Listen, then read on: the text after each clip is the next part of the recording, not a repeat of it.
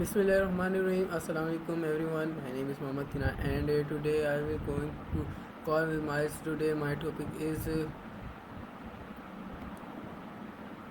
conscience. Let's start.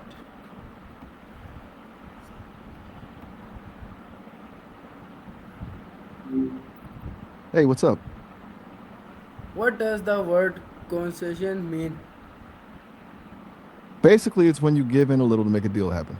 Like if you're arguing about where to eat and you really want sushi, but you agree to tacos just so you guys can actually leave the house, you made a concession.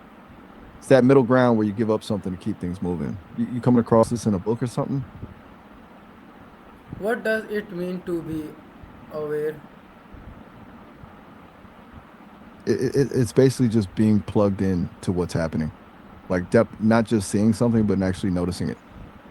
If you're aware of the room you're in, you know where the exits are, who's acting weird, and if there's a weird smell coming from the kitchen, that state of actually paying attention instead of just zoning out. You feeling like you're in a zone today or just curious about the word?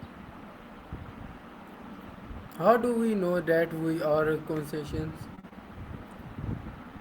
Wait, hold up. I think you might be mixing up the words. Concession is an action like giving something up in a deal, not something a person is.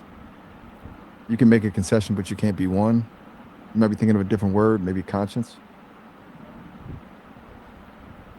How do your senses help us understand the word? I think you're talking about consciousness now, right?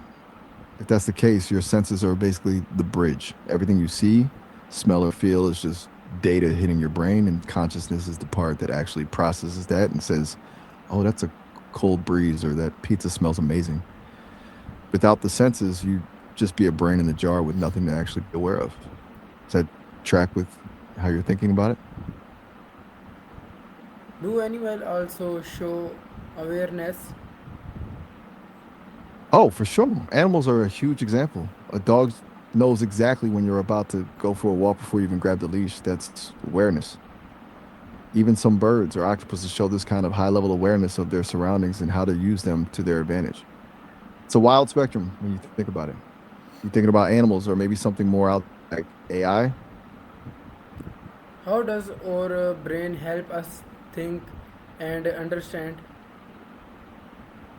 It's essentially the ultimate command center.